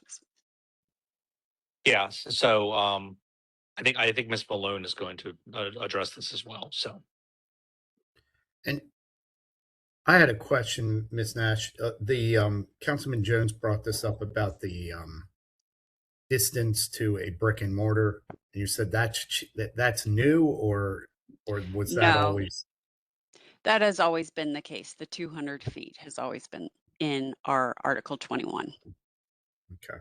Because one of the things that I hear in my district, I don't know if other people hear this, but the brick and mortars are struggling and they pay a lot of rent. They pay property tax, and often, and I'm not going to get into any specifics, but we have a couple in Towson right now that pay no rent to the county to be on our property.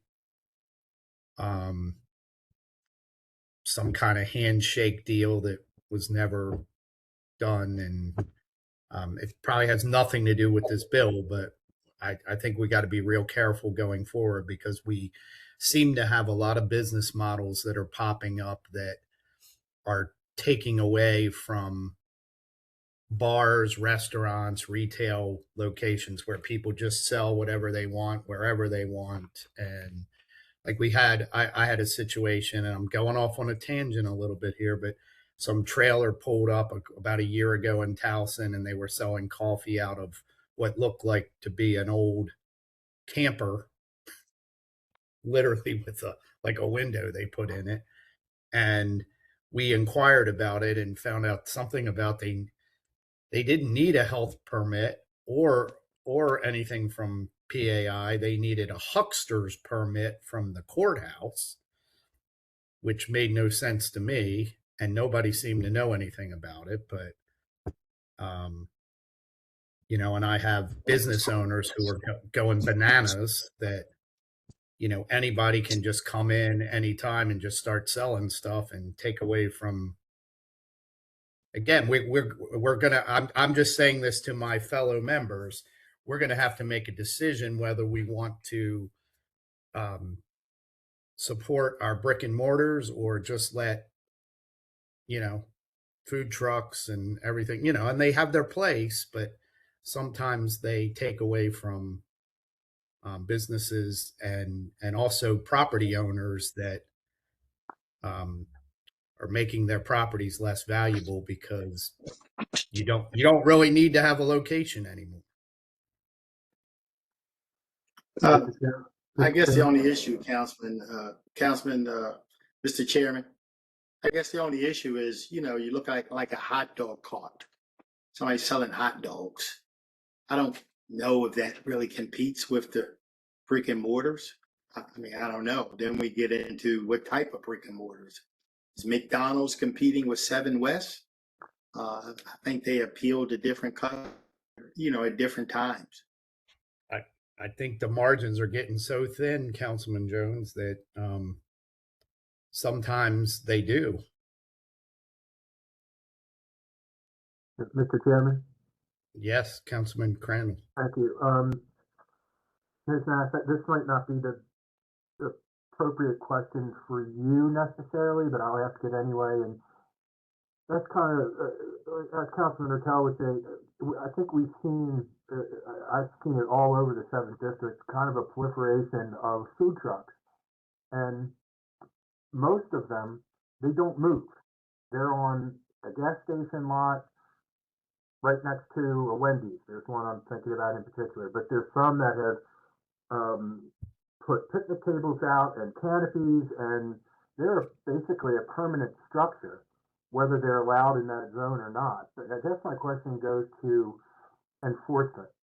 How do we do on enforcement of the 200-foot rule that is in place? To your knowledge, like how does the health department know that whatever equipment is being used is up to code inside of these facilities? And I'll just, so there's a couple loaded questions there for you. But I'll just, just anecdotally, I'm seeing pop-ups. People put a pop-up tent in their driveway, and they're selling everything from snowballs to hot dogs to tacos, and I mean they have a full food service operation out of their residential driveway. And I don't know how we enforce that. I don't know if code enforcement enforces that or the health department, but the reason that code enforcement and especially the health department exists is so that no one gets sick when they go out and purchase food from someone. So how are we doing on enforcement of these rules, and has there been any thought to basically the permanence of some of these so-called food trucks that never go anywhere, and they're attached to all different things? So, and they're not, I've never checked the zoning on them, but I mean, it's like they seem to come up in gas station lots, in vacant storefront lots, and auto shops for whatever reason. So sorry for a long-winded way of asking like two basic questions, but That's okay. Assuming they don't have some kind of accessory structure permit, like a building permit for a permanent structure, the health department licenses mobile food facilities, which so by definition need to be mobile. Our code enforcement team is happy to send inspectors out if you have a specific complaint, but the health department does do inspections and licenses these food trucks. They license over 300 mobile food facilities throughout the county. So they do inspections, and if you call them, they will be out there quick. As for someone in selling food out of their driveway, that is probably not strictly allowed, but typically it is, as you said, it is something that is difficult to enforce if it is a transitory activity. yeah, transitory, and then some of the things that some of the ones that I called permanent, there's really not a permanent structure. It's like a pop-up tent or canopy stretched from the truck out to some poles and some picnic tables.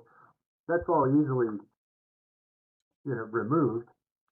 Pick up truck and start your food truck and you're on your way, but they don't seem to go anywhere. So I don't know if my colleagues in their districts are experiencing this more and more in their districts or not, but it seems like it's becoming more and more prevalent. So thank you, Ms. Nash. Thank you, Councilman Crandall. I'll give you another one.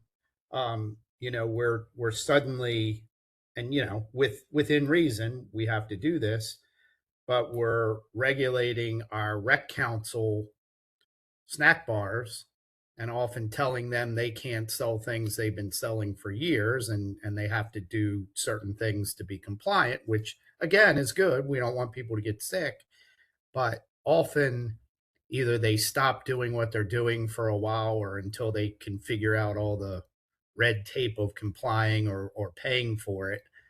And people are selling stuff out of their car trunks right across the street and taking money away from our rec councils. So we have a bit of insanity going on in the county right now about regulating all these new, you know. I know that if you say I'm a member of an organization and we could use the kitchen in our facility for our own use and make whatever for our own meetings, but we couldn't sell anything or let other people use it because we didn't have anybody certified, and I forget the certification. Yeah, the food Somebody, safety, I think it is. Yeah. What is it? I think it's a food safety Yeah, so certification. you get one or two members, and this is a fraternal organization. It's not really a commercial kitchen, but you know they would like to utilize the kitchen to make a few bucks, but you can't do that without the food safe certification by someone in charge there. That has to go through I guess a couple Saturdays or so of training. Does anybody know if food truck operators need to do the same type of training and certification? They do need to be licensed by the health department. To Does serve that mean food. that mean that they need to like go through that same food safe? I don't know what the training requirements Yeah, are. that's a good question, Councilman Crandall. We should look into that. Okay. Thank you all. All right. Thanks, everyone. Thank you, Director Nash. I don't think there's any more questions on this one, so I think we can move on. We have one speaker, Mr. Chair. Oh, we have a speaker. Okay. Yes, sir. Patsy Malone. Oh, Miss Malone, how are you? Good, I'm here. Okay, I'm on. You guys have raised some really, really good questions. I looked at the food truck law and it hasn't been updated since 2014. So perhaps there is time now to take a look at the food truck situation. I'm here tonight specifically on behalf of St. John Properties, requesting some amendments to the bill. Now, this came to their attention because they've had problems with food trucks, specifically in the Greenlee area on the east side. In particular, they're part of the master development team of Greenlee, and in this community, they've had a couple of issues with food trucks. I asked them for the most significant example they had. They had a food truck with a smoker that parked basically at Crossroads Circle and Route 43. And the truck was there for a significant period of time, very close to one of their flex buildings. There's a surgery center at the end of that building, and the smoke from the smoker was infiltrating the HVAC system and getting into the operating rooms and impacting the ability of the surgery center to operate. St. John tried to talk to the food truck operator. They refused to move. My understanding is they also called the police, tried to call the county. Now, this was a couple years ago, so I don't want to put this on Pete and Sally. But at that time, their options were limited. No one seemed interested in helping or to have a way to regulate that food truck. St. John would like more clear restrictions to help deal with impacts to existing businesses, as has been discussed tonight. Also on restaurants competing that the trucks could park near. I think this bill, I understand, Sally, where the impetus came from, but I think this was a good opportunity for us to take a look at how these food trucks are impacting our businesses. We are proposing amendments to the bill, and specifically we've made them for the MD 43 overlay district in an effort to minimize the impact of this bill. One thing is we're suggesting a limitation on how long a food truck may remain in place. I mean, you say mobile, but several of the council people have mentioned that these trucks remain in place for weeks or months. We're suggesting that any food truck can't, in the MD 43 overlay district, can only remain in place for a maximum of 6 hours in a 24-hour period, and then has to actually be mobile and move to minimize the impact. We're requesting a distance of the truck from existing restaurants to increase that to 300 feet. And we're also asking for a requirement that the mobile part of the food truck has to stay with any attachments like smokers. St. John has actually experienced these food trucks leaving their smokers and going somewhere else, and then the impacts of the smoker or the attachments are continuing without the food truck being there and being responsible for it. So we're asking that there be a requirement that the truck actually has to stay with its equipment. We also would welcome the opportunity to discuss this more. I understand the vote is next week, but we would ask for, at a minimum, your support for these amendments that Councilman Marks will be assisting us with. Okay. Thank you. Thank you, Ms. Malone. Any questions for Ms. Malone when we have her? Mr. Chair, Yes, Councilman Jones. I just had a question. How long have you said we've had these before these regulations were updated? The 2014 is the date of the Title 21 food trucks of the county code. Actually, the bill was 2013. Okay, thank you.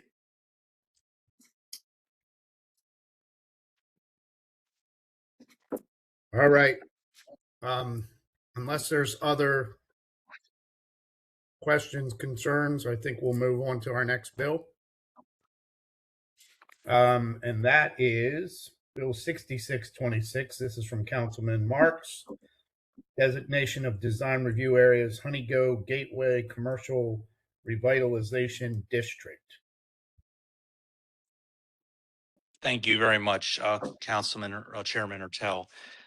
So I circulated earlier this morning a letter of support from the head of the Homeowners Association in support of this bill. So you have that letter of support.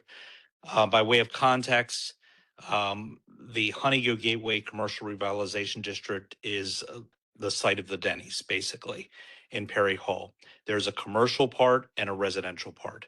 The commercial part would remain under the review of the design review panel, which is a body of professional architects that looks at the quality of development. The residential part is proposed to be 6 homes. That area would still be governed under the Honeygo design guidelines. The developer of those 6 homes is not seeking any variance, and those 6 homes will proceed under, again, the Honeygo design guidelines through the full development process, including the hosting of a community input meeting. So in my mind, it is a bit duplicative to have the residential part go through the DRP review. So that's basically the genesis of this bill. The commercial area still remains under DRP review. The residential part comes out. So as I said, you have a letter of support from the Homeowners Association that is most directly impacted. I shared this bill with the Perry Hall Improvement Association. I shared the bill with the Ford Reserve Homeowners Association and the landscape plan. I offered to come to their annual meeting. So we've had a significant amount of community input. I just think this is a common sense bill that still allows for the county to review the residential part of the project. Okay. Thank you, Councilman Marks. Any questions for Councilman Marks? Okay. Are any speakers? Okay. Ms. Belcastro? Certainly. Our one speaker on this item is Sharonda Huffman. Ms. Huffman, you are one of the panelists. You may begin your testimony when you're ready. Thank you very much for the opportunity to speak. Hello, Council Chair Ertel and Council. I just kind of like with Councilman Jones said, what is the genesis of this? Because it appears if there was an issue previously regarding Denny's and the 55 plus community, why exactly, if there is an opportunity just for 6 homes, is there any opportunity for additional homes for which they may need to go through site plan review? And also, it would probably be a best practice if some of these things, if you got community support, that wouldn't be made available to the public, as well as going back to the previous information, you have a better understanding of how the food trucks work if you actually had committees. One thing that I wanted to also note that there is a person who is blind who's getting a tax credit. I'm concerned the manner in which you actually provide this tax credit is kind of putting that person at risk. We need to, I don't know if that's why it has to be that the person's name has to be listed as blind, capitalized on the agenda, but I can easily look that person up and tell where they live. So I just want to put all those notes in, but I still don't understand why we would have to change something from site plan review in this particular matter if there was potentially more homes that were going to be built. Thank you. Okay, thank you, Ms. Huffman. Any other speakers? Mr. Ms. Chairman. Buckhead? Yeah, Mr. Chairman. Councilman Marks, go ahead. Again, the bill is supported by the people who actually live in the community. That's it. And it's 6 houses, is that correct? Not 60. It's 6 houses, SIX, 6 houses. And there's already the Honeygo design standards that apply to them already.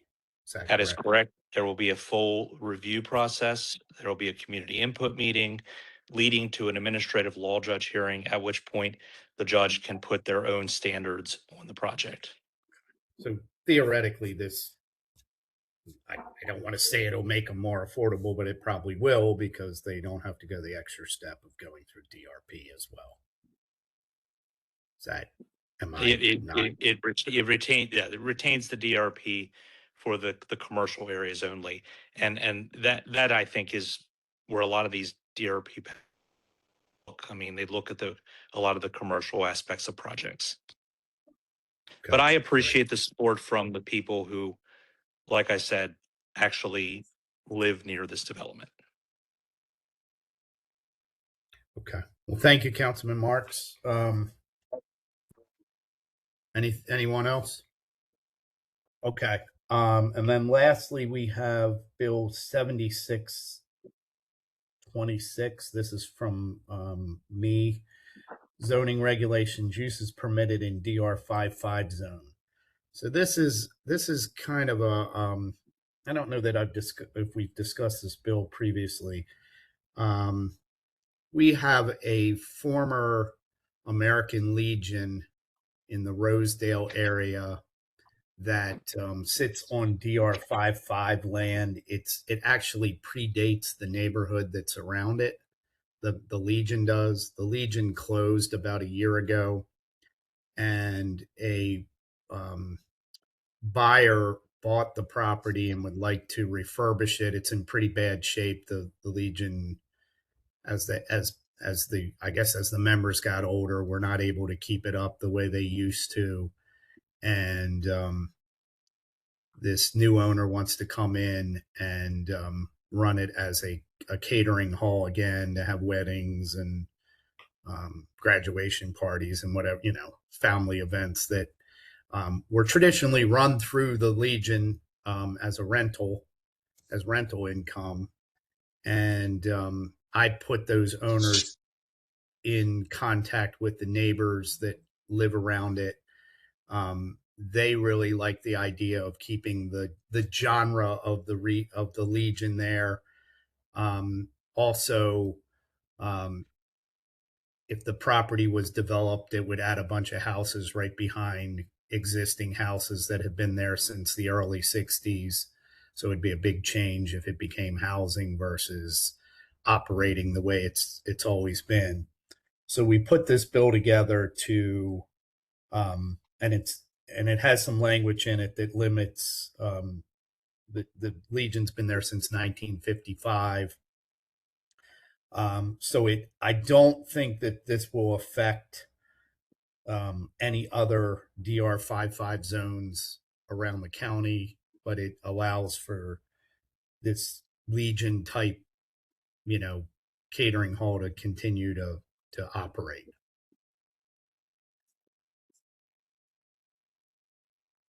Anyone have any questions? You all look confounded. Mr. Chairman, is this no food trucks, Councilman Jones. We're not going to let. So, that's a non-conforming use permit would not be appropriate here because ownership has changed. Is that correct, Mr. Bostwick, Mr. Phillips? Am I correct in that? Yeah, Can you and say it that was again? Oh, I'm sorry. Councilman Crandall asked about whether a non-conforming use permit could be used here. Is that correct, Councilman Crandall? Yeah. Well, there's really not a non-conforming use permit per se. Someone Allowance. Yeah, someone using it under that circumstance would just be relying on the regulation that allows for a non-conforming use. But it gets a little complicated when someone is trying to refinance the property or maybe even convey the property because the banking industry wants more certainty than just something like that. That is sort of allowed, but not specifically. Got it. Mr. Terry, the bill, I'm sorry. No, go ahead. Is it a bill, a countywide bill? Currently it's it applies countywide, but there is a restriction in it that the property, I can read it, has to have been there since 1955. Is that correct, Mr. Secretary? They are I think not. you're muted. They're muted, but they're not. Yes. Right. And, the other thing I was thinking about was possibly putting some kind of sunset on it and then maybe rezoning the property later. I just don't know if that's as attractive to the community to turn it into a BM property or something like that, where it's, like I said, they've been, the Legion was there before the neighborhood was even built, and the neighbors feel comfortable with that kind of use there. But I'm certainly open for, if anybody has concerns, we could try to find ways to limit it but we think the way it's written, it's very limited in its use. Okay, thank you. In full disclosure, the only person that I heard from that was concerned about it was a individual from Catonsville, who was talking about some music venue that is in their community, and he felt like this was going to cause a problem with that. But I don't think that venue's been there. It's only been there a couple years, several years, maybe, less than 10 years.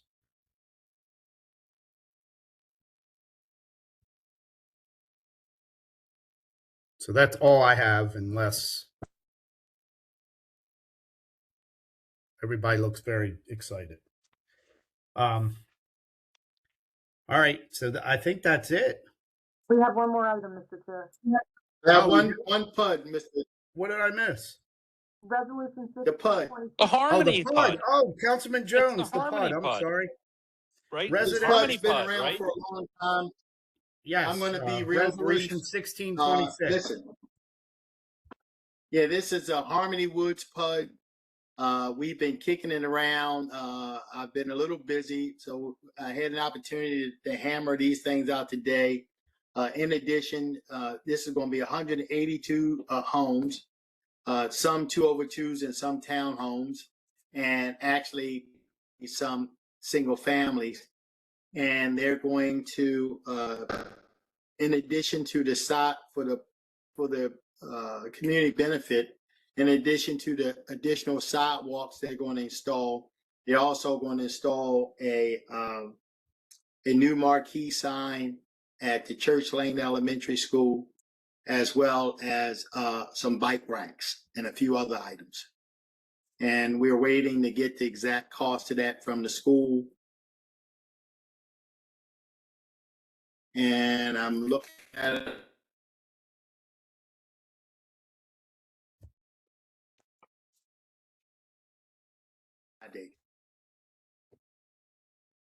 That this project was approved apartment buildings for many, many, many years.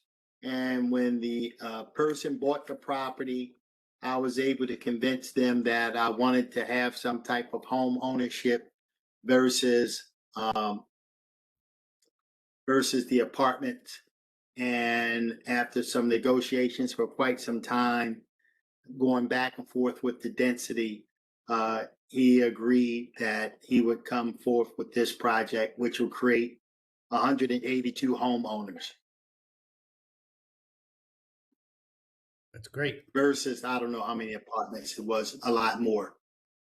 Nice. Any questions for Councilman Jones? And we have speakers on this too, correct? Were there questions? I'm sorry. Ms. Belcastro, do you want to call the first speaker? Certainly. Our first speaker is Alexis Carroll. Ms. Carroll, you are a panelist. You may begin your testimony. Can everybody hear me? Yeah. Okay, perfect. We can hear Good you. evening. My name is Alexis, and I've been a resident of Randallstown basically my whole entire life. Live directly across the street from where they are proposing the resolution 1626. I'm just here to express me and my family's concerns about it. Basically, we have been living here for more than 25 years. I basically grew up in this home. And during that time, I watched our neighborhood change. While I have understand that there's growth and development that are important in our neighborhood, I believe that this proposal is not good and it will be a negative impact on our residents who already live in this neighborhood. The biggest concern that I personally have is with these townhomes is that it doesn't fit the character of our neighborhood. Most of our homes in this neighborhood are single family homes. There aren't any real townhomes around our neighborhood per se. So building townhomes, especially across the street from my direct home, basically they can see directly in my yard. They can see directly through everybody's yard. They can see everything that's going on in everybody's personal yards. So I believe that that would cause security, that would cause basically privacy issues, and honestly it just makes me feel a little unease about that, because we've been living here for so long and somebody new can come in and they can live on the top floor and they can look over us, look at what we're doing in our backyards, front yards, whatever the case may be. The second thing that is my biggest concern is the streetway and the passageway. So the builder had gave us a blueprint of what it would look like, and basically the entryway for one of the entrances is directly across the street from my house. It's five steps across the street, and cars coming in and out, in and out. I Me going to work every single day, me and my mom going to work every single day, it's already traffic caused by Walmart, caused by Liberty Road traffic. If there's an accident on Liberty Road, everybody takes Church Lane. If there's an accident on Old Court, everybody's still taking Church Lane. So regardless of the fact, if this is implemented in front of our home, it's going to be more and more traffic on our street. Our street is kind of depleted anyway. We need repavement. We need work done regardless. So even so, if you decide that you guys wanted to put the townhomes in front of our homes, all of the traffic is going to be nonstop. I'm probably not even going to be able to get to work every single day on time. My proposal with this is if possible, that entryway can be in front of the Walmart instead of in front of Church Lane, because Church Lane is already a busy street as it is. If it's in front of the Walmart entryway, then they will have easy access to go to Walmart, easy access to go home, versus coming on Church Lane and disturbing what we have going on. Other than that, that's really my concern. I think the only thing that me personally, and talking to other residents, had issues with was because we weren't really thought of in this process. They had one meeting in March 4th, and the building owner, he really didn't seem like he was into what we had going on. He didn't seem like he wanted to know what our inputs were. He didn't seem like he cared. He didn't seem like, he wanted to improve Randallstown. He just seemed like he just wanted to build stuff. So that's just my concern. I hope you guys can take what I said into consideration, and I thank you for the time. Ms. Carroll, are Thank you, you aware that there's going to be another entrance off of Old Court Road? Correct. But entranceway that we were described, they put it directly in front of our driveway. So it's between me and my neighbor's driveway, and we basically can't even back in and out. Okay. All right. Thank you. Okay, thank you, Ms. Carroll. Ms. Belcastro, next speaker, please. Our next speaker is Nadisha Garrison. Ms. Garrison, you may begin your testimony when you're ready. Good evening. Can you hear me? Yeah. We can hear you. Okay, good afternoon, Chairman and members of the council. My name is Nadisha, and I'm a resident of the Church Lane community. I've lived in this area since 2014. I live directly downhill from the proposed Harmony PUD. I'm in the adjoining property, and I am opposed to development because it's the extreme density. I think is unsustainable for the neighborhood as it is. Now, living directly downhill from this property, the front lines of the environmental change, like climate change, we have like increased storms and water, and I do have some amount of flooding from time to time on the property. And my concern is that if we build this 182 homes with the increased impervious surfaces, I am going to definitely possibly experience some of that stormwater runoff from those impervious surfaces. Though the developer has said that he intends to capture most, or if not all, of the water, but my concern is with the changing climate and the intensity of things, that at some point I'm still going to be at elevated risk of severe flooding, right? Because I'm directly downstream. The forest also, when I bought this property, I was really excited about the nature and the serenity of the area. The forest houses a lot of different organisms in there. It is wonderful to watch, and I experience a lot of peace and serenity just from hearing the morning birds and all of that. That's what brought me to this property.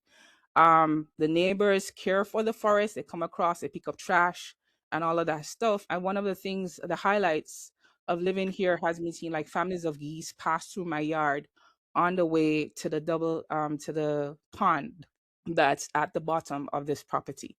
In addition, the infrastructure in the area, I think that it is going to be a bit of a crush on our infrastructure, because 182 homes means that you have greater pull on our public services, or water or sewage or light. Does that, my question is, with additional residents, does that indicate that we're going to have higher pull on the grid, which will lead to higher bills? This is some of my concerns. Additionally, traffic, like my neighbor just said, I live directly downhill around a steep corner, blind corner from this development. I already have challenges, near misses, backing out my yard or even driving out normally because of that blind steep corner. And I live across from Elmcroft, which is another intersection. I've witnessed at least one accident. I know there has been more. There have been multiple accidents at the roundabout above the Walmart. My concern is the safety. If we're already having accidents due to the amount of traffic and footprints that's coming out of the Walmart, what will happen when this 182 development gets put there? So in general, the nature of the community will be changed. We don't have, as you said, these apartment style buildings in our direct neighborhood. It's all low density homes, and this will definitely be a big impact on our community. Okay, well, thank you, Ms. Garrison. We appreciate you speaking tonight. Thank you. Councilman Jones, is that all for? Yes, sir. I appreciate the. I will certainly reach out to the developer and see if there's any way we can address some of these issues. Other than that, that's it for me. Thank you. And I thank the folks who spoke out. Thank you, Councilman Jones. So before we end, I would, on the note of Councilman Jones, I'd like to congratulate you on your Democratic nomination to the county executive race, and we know you worked hard, and it was a lot of work to run for county exec all over the county. And I know Councilman Patoka and Councilman Young worked hard as well, and we're excited to see you go on to the next level. Thank you, Mr. Chairman. I tell you, I'm glad you mentioned my colleagues because at the end of the day, I mean, this is what democracy is about. It takes us to put themselves out there who want to run for office, and you have to know that there's no guarantee you're going to be successful. Yet you come forth, you put your ideas out there, and some people win and some people don't.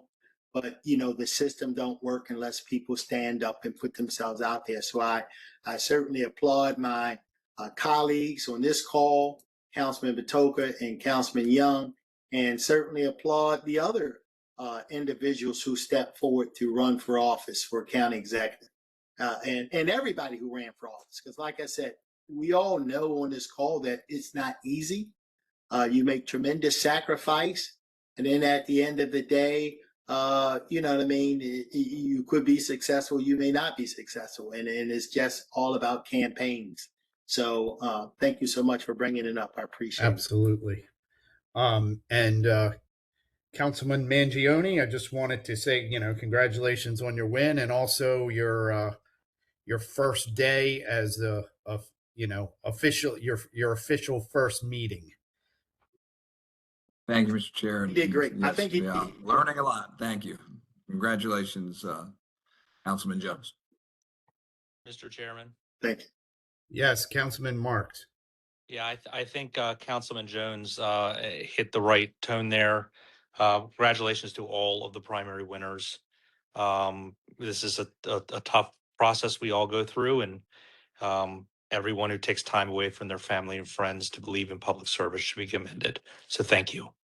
And Absolutely. yeah, Thank Mr. you, Chairman. Councilman Mark. Yes, Councilman Young. Yep, and appreciate you bringing that up, and also want to congratulate Councilman Jones again. Pleasure to congratulate you personally, and to want to just give you the nod that it was a long race, hard race, and appreciate your candor and elevation of the discussion and debate about moving Baltimore County forward, and look forward to working with your administration in the future to make sure we're all moving forward. So thank you for the opportunity, and Mr. Chairman, and good luck. Thank you, Councilman Young. Thank you. I want to say you had some of the funniest Facebook commercials.